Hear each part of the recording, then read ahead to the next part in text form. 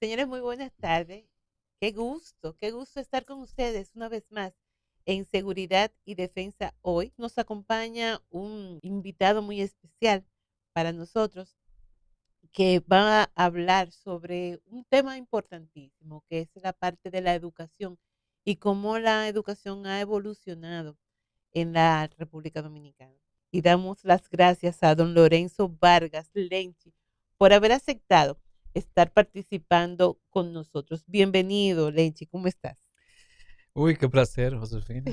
Un gran placer porque tenía un par de horas que Ajá, se pueden catalogar por meses que no te veía. así es, ¿Eh? teníamos un tiempecito que no nos Sin veíamos. embargo, la simpatía hacia ti de mi parte está reiterada y aumentada hoy justo por esa deuda. Ha Gracias, pasado mucho tiempo sin un abrazo como el que nos dimos hoy. así es, Un pero placer para mí estar contigo. gracias, muchísimas gracias por haber aceptado, pero tú eres de la persona que uno siente que aunque tenga un tiempo sin verla, cuando pasa ese tiempo y de nuevo se encuentra con ella, es como si hubiese sido ayer, como que nunca se hubiese, o nunca hubiese ocurrido ese tiempo de distancia, esa distancia, o sea que siempre como que uno está aquí como Mm. cercano. Eso es el cariño. Yo creo que Tú sabes sí. que la gente habla de cariño y cree que es una palabra. Ajá. No, no, no, no. El cariño es una manifestación de afectos. Es una manifestación de amor, porque aquí también el amor, no aquí, yo creo que este mundo comercial en que vivimos, de consumista, le ha hecho mucho daño al amor, mucho. Sí, Y se entiende que el amor es una entrega material, cuando realmente el amor es un ejercicio humano, es lo que hace al es humano. una sensación, un Es lo que hace al sentimiento. humano, o sea, al humano, no importa si tú eres chiquito, si eres grande, viejo, si estás solo, si estás en compañía, si vives en familia. No se puede vivir sin amor, porque algún sentimiento, es decir, una emoción, debe de privilegiar hacia algo o con algo, porque Así el es. humano, además de ser una masa de carne, es también un camión de emociones. No hay seres humanos sin Repleto. emociones, y el cariño es la fuente, es la vía que nos acerca. Y Bueno, por eso tú lo sientes como yo lo siento. sí. Nos vimos hace, qué sé yo, meses, pero es como si nos hubiésemos visto ayer. Y qué chulería. Qué bien. Y yo creo que todos estamos buscando justamente eso, el amor, el cariño y que ese amor y cariño al final se convierte y se refleja en felicidad. Y eso es lo que hace que el ser humano, la persona, siga caminando, se levante cada día y se sienta importante, no solamente con su entorno social, sino también, y lo más importante, con su entorno familiar. Hoy vamos a hablar sobre la evolución de de la educación en la República Dominicana y sobre todo la evolución de la educación superior de los últimos años. ¿Cómo ha ido avanzando tan rápido esa educación superior? Cuéntame, Lenchi, ¿qué podríamos hablar sobre esta evolución? Bueno, yo creo que ha habido realmente una gran revolución a ese nivel en República Dominicana. No de golpe, Ujú. ha sido paulatina. Así como paulatina ha ido cambiando la sociedad dominicana, paulatinamente.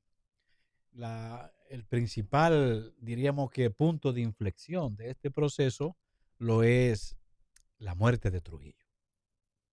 Porque cuando Trujillo habían apenas cientos de estudiantes universitarios y Ujú. había una sola universidad en República Dominicana. Es cierto que si Trujillo desaparece a principios de los 60, todavía en el 65 éramos casi lo mismo. Ujú. Pero de la muerte de Trujillo al 65 pasaron muchas cosas en el país, en el plano político. Estuvo el golpe de Estado a Juan Bosch. Bueno, las primeras elecciones democráticas del país después de 30 y pico de años, o cuidados y más. Ujú. La elección de Bosch, de la forma en que ocurrió en ese momento diríamos que tan cruento para la vida de República Dominicana después de la muerte de Trujillo.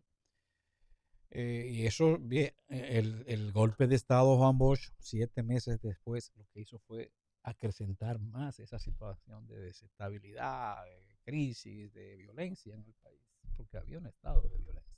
Un estado de violencia que lo impuso Trujillo. Ujú. no fue la gente a la calle. Ese estado de violencia adquirió rostro político, también social, porque la gente comenzó a desahogarse y a manifestar sus deseos de libertad y de democracia en las calles. Es una forma de manifestar rebeldía. Era una rebeldía. Pero en fin, a donde quiero llegar es que viene la guerra de abril, otra situación terrible para el país. Pero al mismo tiempo, aunque con mucho dolor para la nación, fue un evento de altísima significación para la existencia de República Dominicana como país con orgullo nacional, con orgullo de libertad, de soberanía. Porque si este pueblo no se envalentona en el año 65 a raíz de la ocupación militar de los Estados Unidos el 28 de abril, si este pueblo no se envalentona, no fuese la República Dominicana que hoy conocemos, no lo fuese. Por eso se habla de tres grandes momentos en la historia de la República, y yo diría que de la nación, que es la independencia de la primera independencia, Ujú. a cuya cabeza está el pensamiento de Duarte. La segunda independencia, que penosamente se habla de restauración. Yo no estoy de acuerdo con eso. Eso de restauración es una forma de minimizar el impacto de ese acontecimiento que, que finalmente se cristalizó en el año 1865, en agosto, ¿no? 16 de agosto, que fue la restitución de la independencia, pero yo diría que de la verdadera independencia, en términos prácticos, operativos, ¿eh? Porque nosotros no tuvimos una independencia real después de la proclama del 27 de febrero. No hubo una independencia estable, real, sino que a fin de cuentas pasamos a España de nuevo. Pero después de este triunfo de la revolución de 1865, que se llama la restauración, pues, ni siquiera se dice cómo es restauración de la independencia, Ujú. este país comenzó una etapa realmente nueva, nueva, novísima, que trajo consigo también muchísimas otras revoluciones propias de toda revolución grande, y que nos dejó también finalmente a Trujillo. Y para luego terminar en esto que llamamos la revolución constitucionalista del año Ujú. 1965.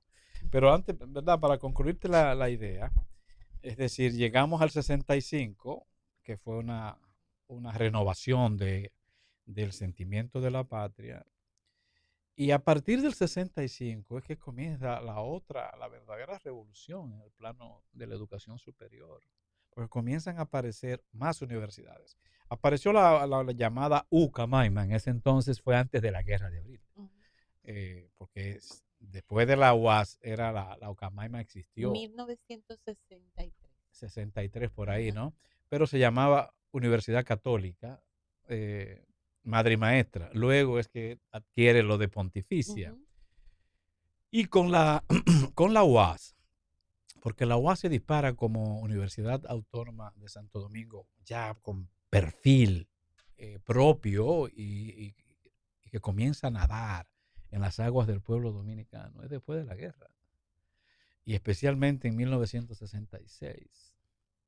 Ahí surge la UNFU o la UNPU por una Ujú. división dentro de la UAS, porque la UAS comienza a vivir una etapa política, de redefinición política, y sale la mitad casi de los profesores o más de los profesores históricos, tradicionales de la Universidad de Santo Domingo, que ya era UAS, y se funda la UNFU. Y a partir de esa expresión de la UNPU, yo siempre decía UNPU, pero la tradición me venció y digo UNFU. Debiera ser UNPU, Ajá. porque UNFU eso es inglés. Entonces, con eso arrancó todo un proceso de construcción de universidades, especialmente privadas, que hoy tenemos más de 50. Sí, así es. Entonces, Lenchi, primero, antes de continuar, déjame darle la bienvenida a mi amigo, el señor Eddie de Gracias. Bienvenido, Eddie, qué gusto de verte. Muchas gracias, doctora. Bueno, siempre el placer de estar con usted y con nuestro público Radio Escucha. Y por supuesto, al lado, pues también Viste un excelente invitado. qué invitado tenemos Su en el amigo, yo soy su Mi amigo. amigo, Diga mi amigo primero sobre eso, todo. que usted es mi amigo, yo soy su Con amigo mucho de honor, muchos con mucho años. honor. Mi amigo y maestro. Su amigo.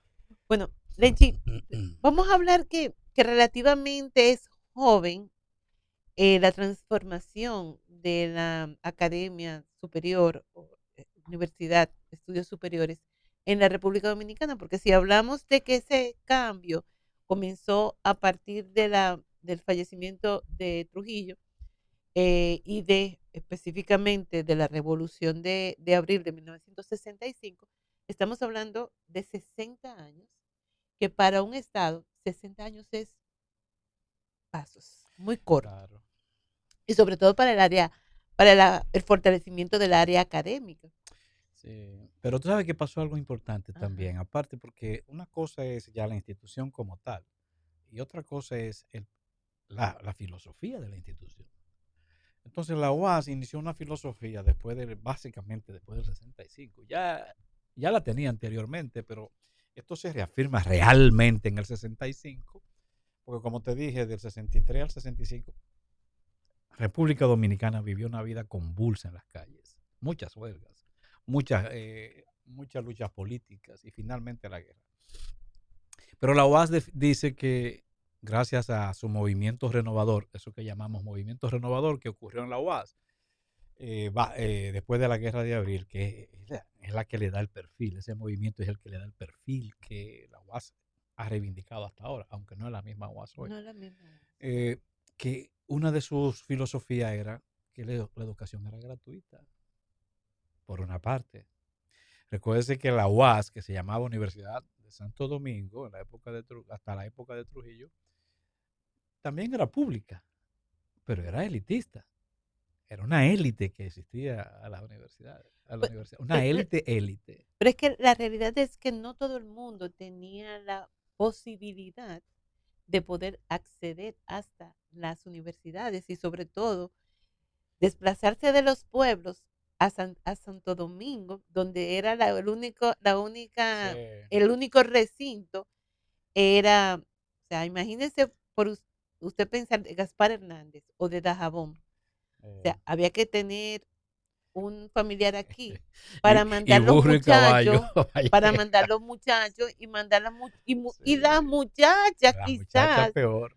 ¿eh? Peor. Y entonces mandarla donde un familiar que viviera aquí. Pero mira qué pasa. Esa es la parte, yo hablé de la gratuidad. Ujú. Claro, aquí podía haber muchos sectores que podían pagar la universidad y no podían ingresar tampoco. ¿Por qué? Porque había un filtro. O sea, no bastaba con que tú tuvieras dinero. Ujú. La UAS inicia reivindicando algo que ni siquiera es dominicano. Eso era un principio de otros movimientos liberales en el mundo y especialmente muy inspirado en una revolución universitaria que ocurrió en Colombia una vez, llamada la Reforma de Córdoba. Entonces, en Argentina, perdón, sí. Pero el tema de la gratuidad no es solo el tema económico, como te decía, sino que la UAS también planteó el libre ingreso de todo aquel que desease estudiar, Oh, basado en el criterio de que la educación es un derecho humano, un derecho social.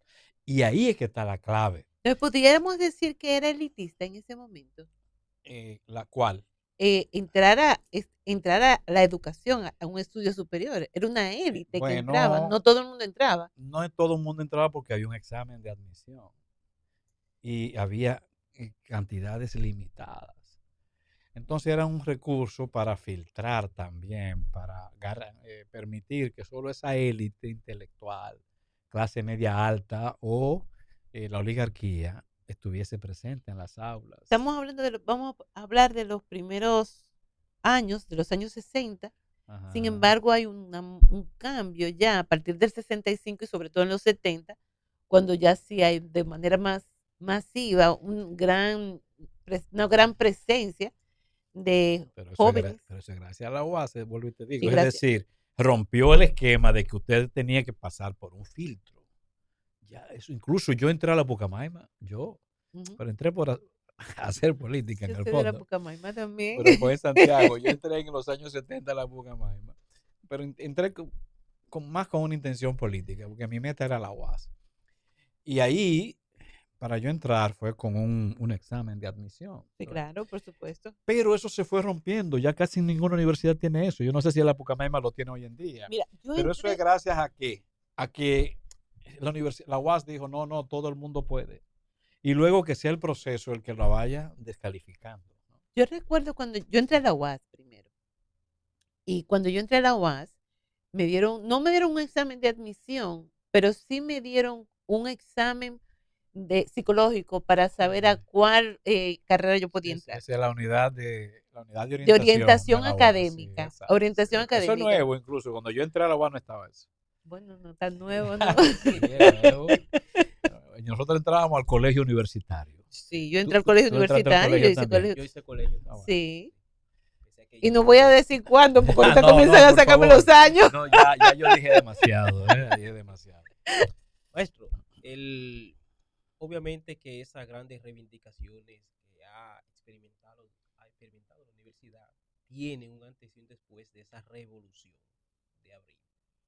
Pero de conformidad con ese movimiento renovador escenificado en Córdoba y que tantos intelectuales se sumaron y que se abrió una esperanza grande para nuestra universidad. Hoy, ¿qué podríamos decir? ¿Cuáles son los aportes de esa autonomía que se le da a la universidad? ¿Qué tenemos hoy? Bueno, sí, te voy a pedir que me permita una digregación antes, pero para volver a lo que Josefina me planteaba de la evolución. Mira, el país pudo, este país no ha analizado todavía el impacto de la UAS. Nadie aquí ha dedicado tiempo y esfuerzo para analizar de qué manera, pero medible, la UAS impactó en el ordenamiento de República Dominicana en el plano social y político. Sí, sí, claro que sí. ¿Por qué? Porque si bien, por ejemplo, en la Universidad de Santo Domingo, la antigua UAS, habían estudiantes de diferentes partes del país. Manolo Tavares, para poner un caso conocido, Ujú. Manolo Tavares no llegó de la capital, llegó de Montecristi, ¿no? Minerva Mirabal, que estudiaba en la UAS, de las pocas mujeres, llegó de Salcedo. Había gente de distintas partes, pero eran sectores de la clase, de sectores encumbrados económicamente. Cuando la UAS abre sus puertas, todos los campos recibieron, de todos los campos llegaron a las aulas de la UAS, de todos los campos de este país. Y eso tiene un significado en términos de no solamente formación del individuo, sino de su impacto, el impacto local de esos individuos en sus respectivas localidades. Cómo ese flujo de estudiantes de campo fue o regresando o sin regresar, se quedaba quizá en el municipio principal o finalmente volvía a la capital, pero siempre tenía algún tipo de influjo en ese entorno o en ese espacio geográfico social. Ese estudio no se ha hecho. No se ha hecho de cómo en gran medida quizás esta presencia de estudiantes de la UAS, que era totalmente nueva como experiencia de país, pudo influir en lo que fue el curso histórico de Sí. todas esas partes. Yo diría que ¿no? germinó una semilla con esos estudiantes que salieron, luego profesionales, germinó una semilla social, política y Y económica económica, por supuesto. en todo el país. Y quizás a partir de ese momento es cuando también nosotros hacemos un despegue como país, porque si bien vemos la mayoría de las instituciones, claro, está el caso de que fallece, o sea, está la muerte de Trujillo, pero en ese entonces también surge lo que es el despegue de las diferentes instituciones, el despegue de las diferentes universidades, el despegue de la cantidad de colegios privados que ocurre Y escuelas. y escuelas, y escuelas, y la demanda también de Sí. esos provincias para que se le presenten la posibilidad de tener escuelas y de tener recintos universitarios. Ahí surge luego la Pucamaima, la Universidad Central del Este, y surge la UNFU. Sí, la UNFU, sí. Y después y la OIM, que por cierto Santiago fue la parte oriente de varias universidades. Yo soy santiaguero. Pero, pero volviendo. Somos Lenchi, Pero mira lo que tú decías, interesante, Eddie. Mira lo que decía Josefina. Bueno, y eso dio paso a que se abrieran instituciones, se fortalecieran. Pero las instituciones necesitaban profesionales. ¿Dónde estaban? Si eran poquísimos. ¿Quién lo fue aportando? La La UAS. UAS. Pero el otro tema es que si bien en los años 50, 60, a principios de los 60, habían estudiantes universitarios en la universidad, cuando esos estudiantes regresaban a sus campos, por ejemplo, los vecinos lo veían, oh, qué bien, pero sabían la familia que no tenían chance de mandar a sus hijos. Eso daba No un tenían chance de estatus. mandar a sus hijos. Daba un ¿Qué pasa? Que cuando los primeros que comienzan a mandar a sus hijos, ya con la UAS, Universidad Abierta, comienzan a mandar sus hijos a la ciudad, como decían, y regresaban. El otro vecino de al lado decía, no, usted va a estudiar a sus hijos. Sí. No, usted va a estudiar porque usted puede entrar. Antes no. Tú terminabas el bachillerato, si lo terminaba, y te quedaba ahí, porque la familia no tenían opciones, ni tenían estímulo, ni tenían referencia. ¿Cuál era la referencia? La de los ricos. Pero yo no puedo, porque yo no soy rico. Pero desde que la UAS hace eso, abre la puerta al corazón del estudio del país. Y eso fomenta que no solamente a la voluntad de la familia para estimular a sus hijos a estudiar en la universidad, sino también lo que tú decías, apertura de nuevas escuelas, demanda de nuevas escuelas, porque ya yo puedo mandar a mis hijos a la universidad. Y eso más tarde, ok, usted va a decir, sí, pero hay muchísimos estudiantes que no están en la UAS, que están en universidades privadas. Sí, pero fue gracias a la UAS.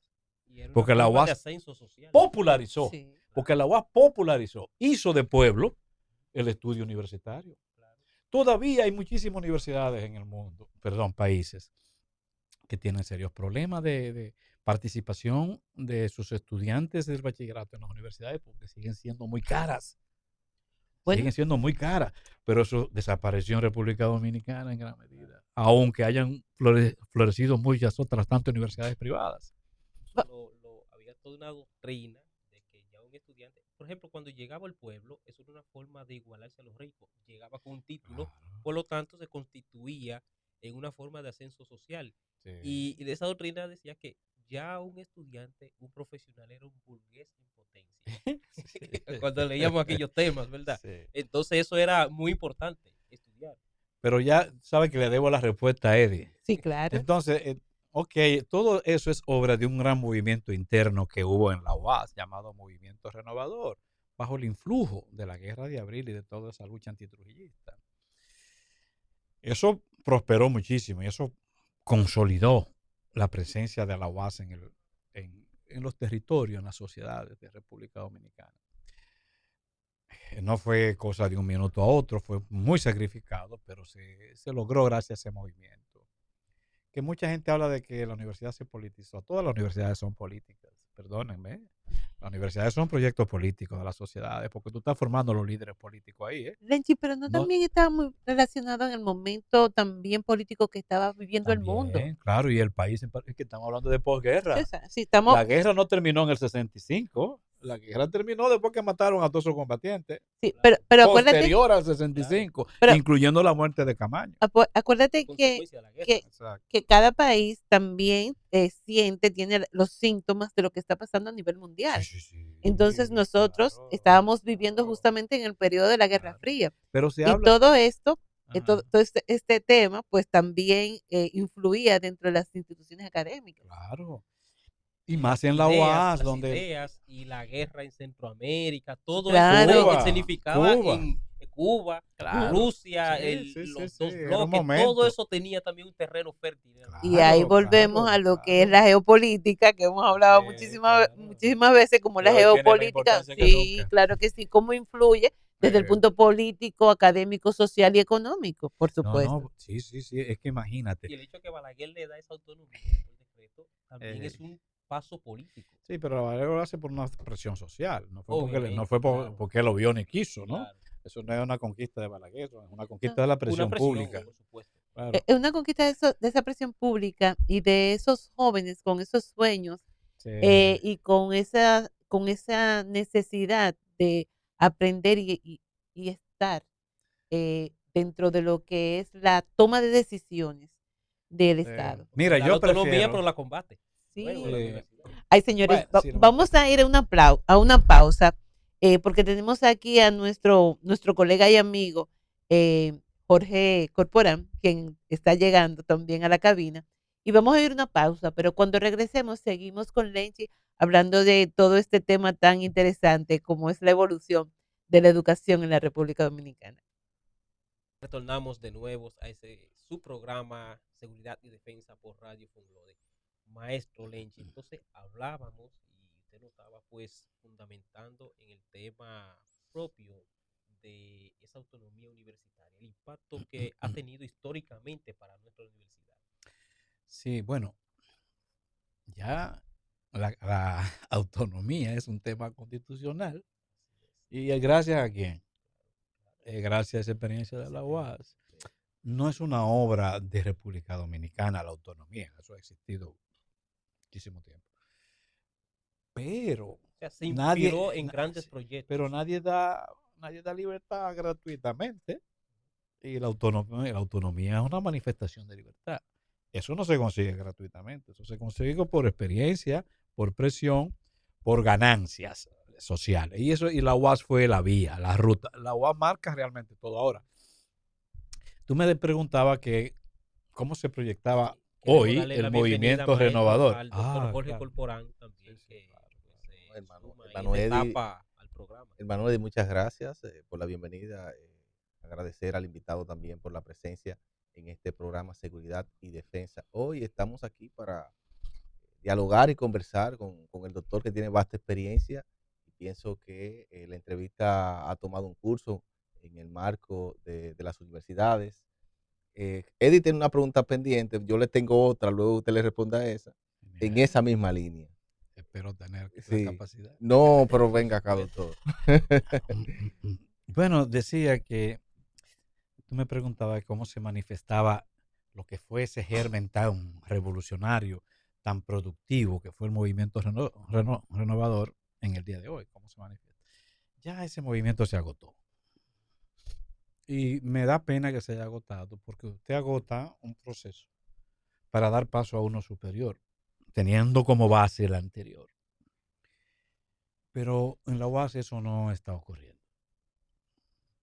Hay un proceso de involución de lo que eran los preceptos, la filosofía del movimiento renovador. Yo no soy de los que cree que antes todo era mejor, no.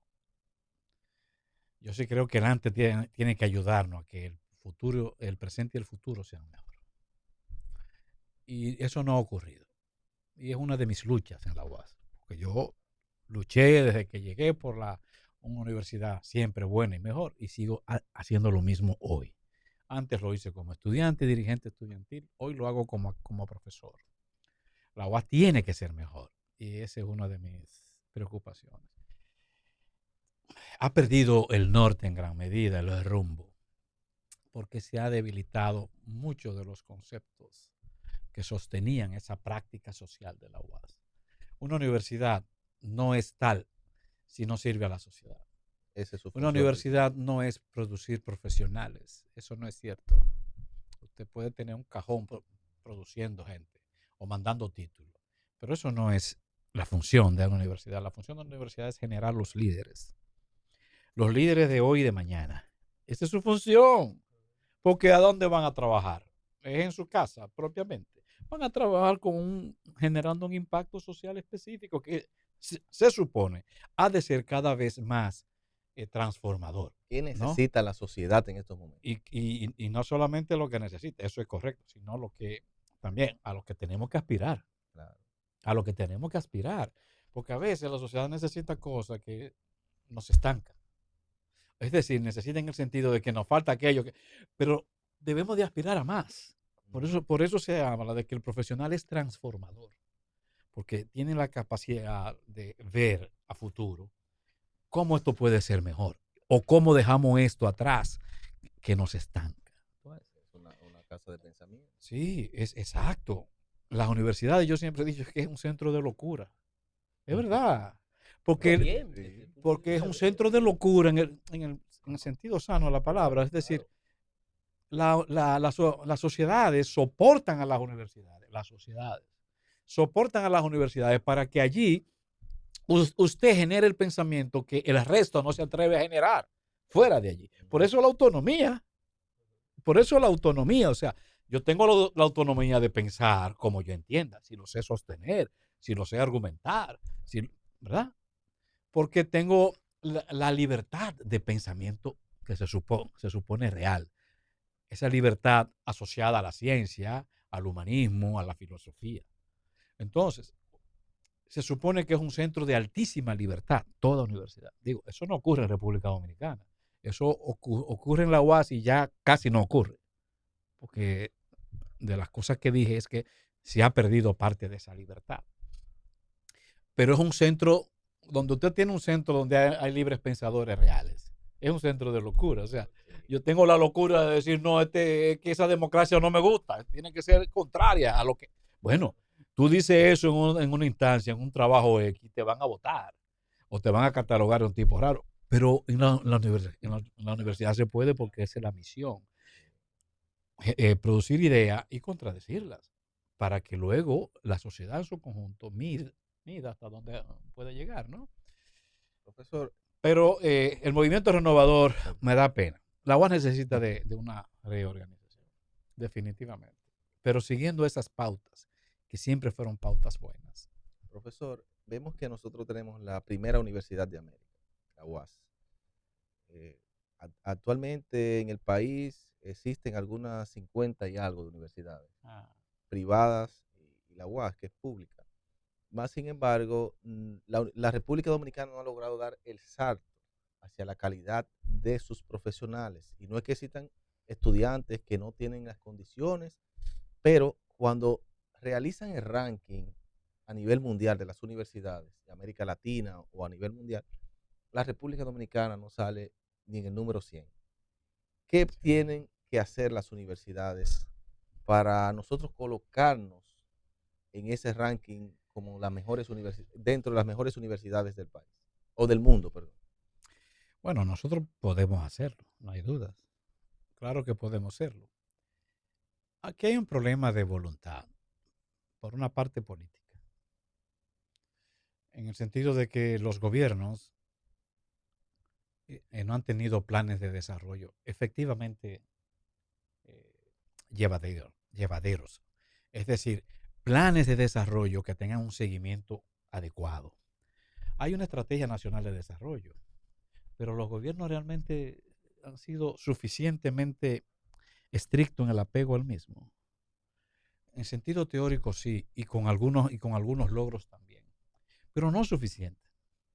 Conforme a eso, si nosotros tuviésemos una perspectiva de dirección estatal y gubernamental enfocada y organizada realmente en ese sentido, las universidades tendrían que verse abocadas a eso, obligada. No se trata de que tú le metas un guardia a la universidad, sino de que, bueno, los fondos que tengo es para esto. Si tengo fondos destinados a hacer de República Dominicana, sea República Dominicana, ¿no? Hacerla una potencia regional en el plano agropecuario, que yo creo en eso, ¿eh? República Dominicana no va a ser nunca una potencia de la NASA, ni a nivel aeroespacial, eso no es verdad. No, pero sí podemos ser una potencia modernísima en el plano agropecuario. ¿Y quién dice que eso no puede provocar desarrollo? Claro, Alemania no solamente produce carros, ¿eh? Alemania diríamos que es un semillero agrícola también de toda Europa. Ucrania no es un país pobre, semillero de Europa. Y eso le genera grandísimas ganancias y riquezas. Nosotros podemos ser, y yo creo en eso, una potencia agropecuaria. Ahora, ¿Qué está pasando? Bueno, nosotros mandamos por otra ruta.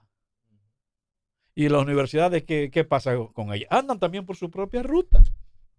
En ese sentido, yo no puedo exigirle la calidad de vida. Y cuando exijo entonces, como gobierno, como Estado, la universidad puede decir, bueno, pero ¿y dónde tengo el dinero para eso?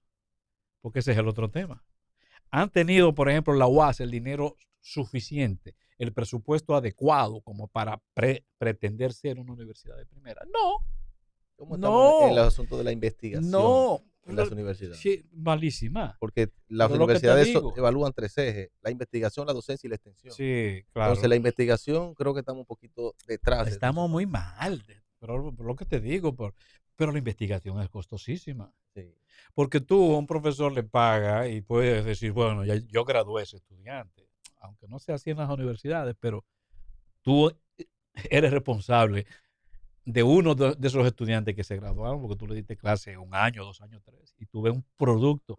Pero en la investigación tú puedes invertir cientos de millones y no tener resultados deseados. Porque además, si no tenemos una política de Estado para asimilar esas investigaciones, la industrialización Pero lo que del te país, digo, queremos Cuidado. muchas ser una, patentes se queden ahí. pero exacto. Pero además es el tema de que, bueno, ¿y dónde están los resultados de esa investigación? Es que en la investigación no siempre necesariamente usted tiene resultados, o sea, tangibles, ni en el tiempo deseado. Claro. No, y tal vez lo que usted invirtió hoy es dentro de 20 años que Una investigación que se puede va ser, a explotar porque no se tenía la suficiente capacidad mental para ese momento. Bueno, por el desarrollo propio de la investigación muchas veces da resultados que eran inesperados.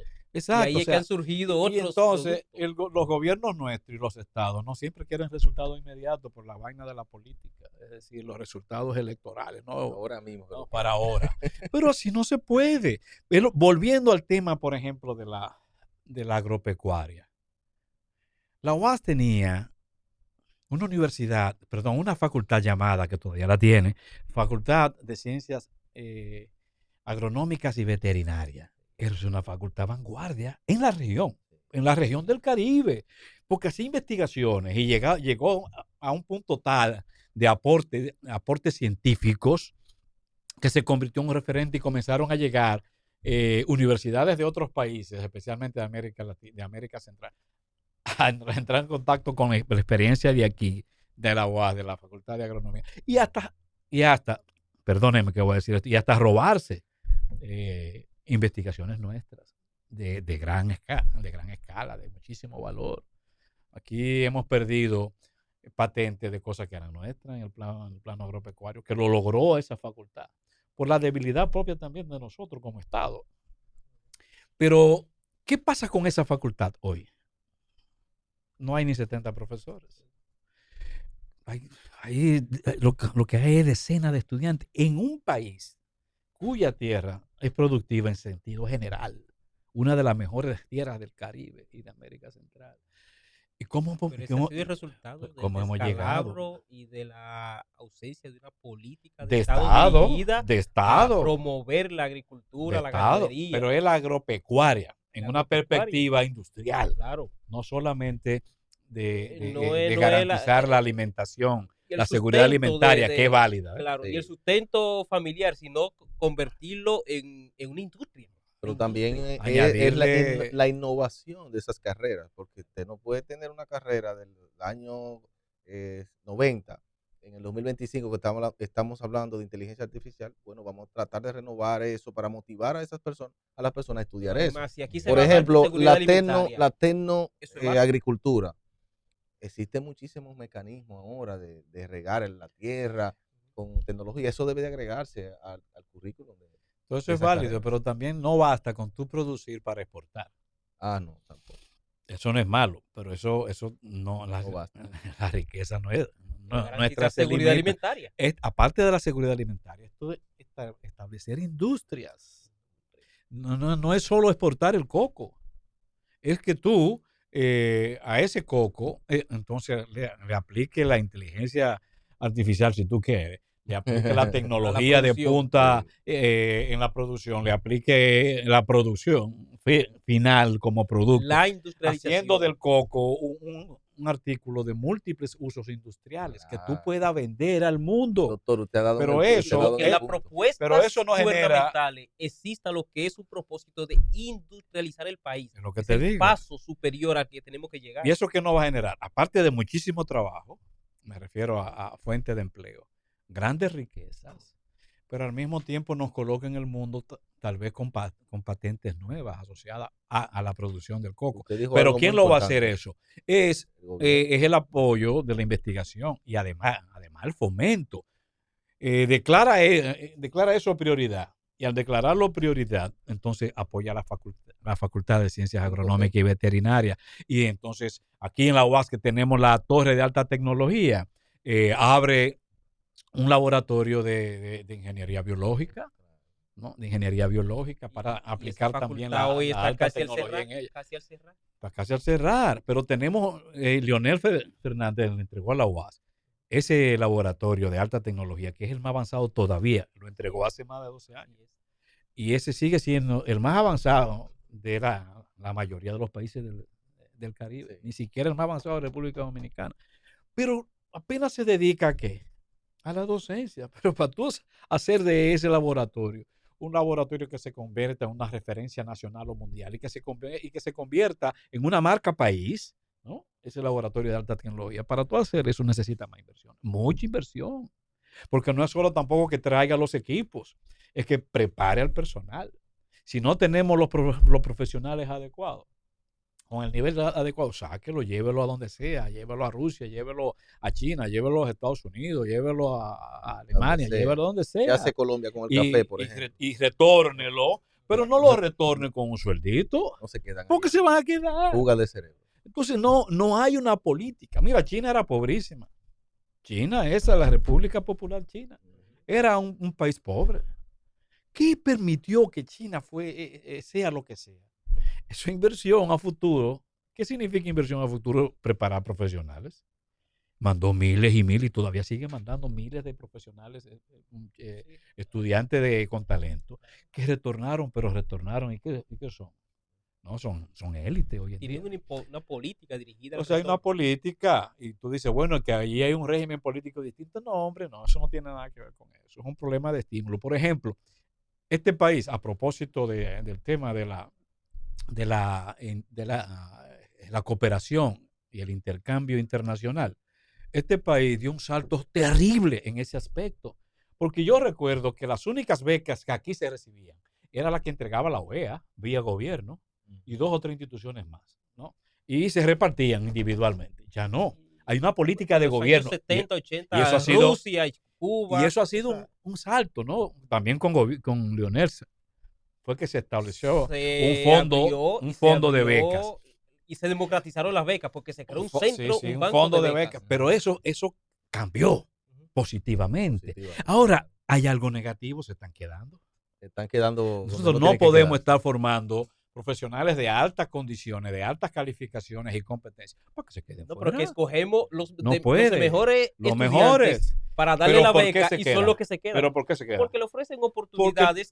Porque aquí no la hay. No la hay. Porque si la ofrecen allá y tú la tienes aquí, olvídate que tú te quedes y quizá abre un capítulo de colaboración con el país de fuera. Pero no, llegan, y, por ejemplo, llegan a la UAS y ¿qué van a hacer? A dar clase. No, pero entonces la función del Estado debe de ser crear políticas públicas en el marco de la parte laboral. Cuando esos estudiantes lleguen al país, usted tener un empleo asegurado y no un empleo. Pero la amenaza de un estudiante quedarse son muchas. Más allá, incluso, sobre todo las oportunidades tiene que dársela el país. Pero ese estudiante muchas veces se conoce a su pareja. Exacto. Sí, ¿Cómo le pasó a usted, profesor? A mí me pasó y a mi hermano. Ambos estudiamos fuera y ambos de nuestra esposa. Pero tú tenías opciones. Claro. La mayoría no tiene opciones. Así es. Pero mira, yo le voy a decir algo en lo que creo a propósito de esa estrategia de beca que el gobierno estableció con Leonel Fernández. Y es que eso hay que revisarlo. Hay que mantenerla. Pero si no podemos aumentar el presupuesto de allí, si no podemos aumentar ese presupuesto, creo que se debe aumentar. Claro. Pero suponiendo que no se puede aumentar, entonces vamos a reducirlo. Y vamos, si son 700 millones de pesos, suponiendo, si son 1.000 millones, entonces vamos a sacar 300 millones para proyectos de retorno. Bueno, hay poca esperanza, Proyectos porque de... ahí lo que están hablando es de fusionar Los ambos dos ministerios. ministerios, Sí, y ahí ya hay sea otra cosa. eso es otra cosa. Pero yo creo que ya es tiempo, porque quizás en la primera etapa era entendible, no, se van todos, y es un fondo solo para prepararse, para posgrado, etcétera.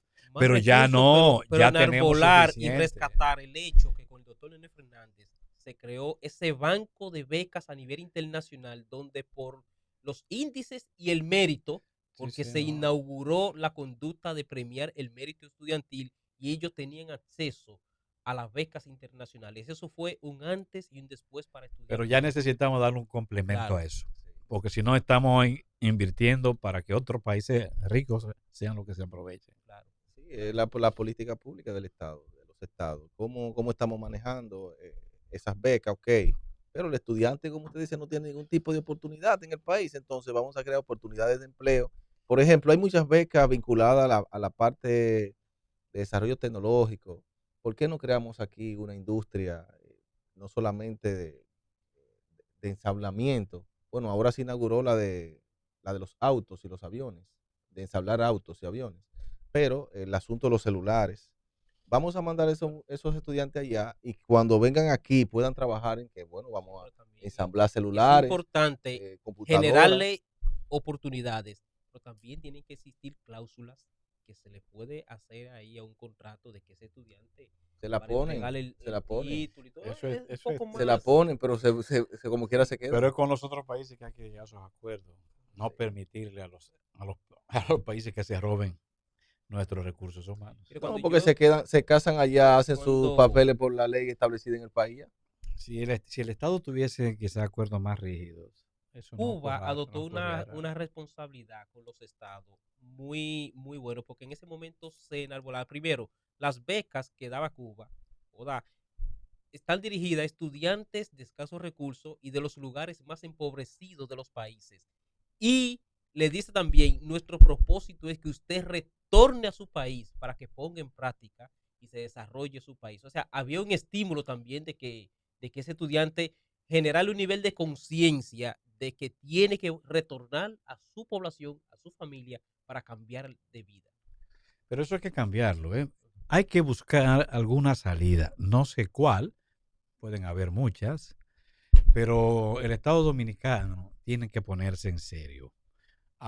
No es solo exigir ni obligar a sus profesionales a que retornen, es también estimularlos a que retornen, pero teniendo mecanismos también que lo obliguen a llegar, aunque se vayan del país 4 años después o 5 años después. Pero deben de retornar, porque es que es una pena que le estemos dando a países ricos lo que nos ha costado tanto a nosotros formar. Y lo demás altos méritos. Exactamente. Sí. Bueno, hemos llegado a la parte final de este tan interesante programa de seguridad y defensa que se transmite a través de Radio Funglode y todas sus redes sociales. Hoy con un invitado de lujo que nos ha ilustrado de todo lo que se ha constituido en la historia de la Universidad Autónoma de Santo Domingo y todas las universidades en la República Dominicana y ese aporte que fue posterior a la Guerra de Abril y cómo se pudieron pues desarrollar pues un programa de educación superior. Jorge Corporán, Eddie de Gracia y la doctora, también directora del Centro de Estudios para la Seguridad y Defensa, Josefina Reynoso, pues le agradecemos a ustedes y en compañía también pues de nuestro profesor Lenchi Vargas el estar con nosotros hoy. Así que muchas gracias.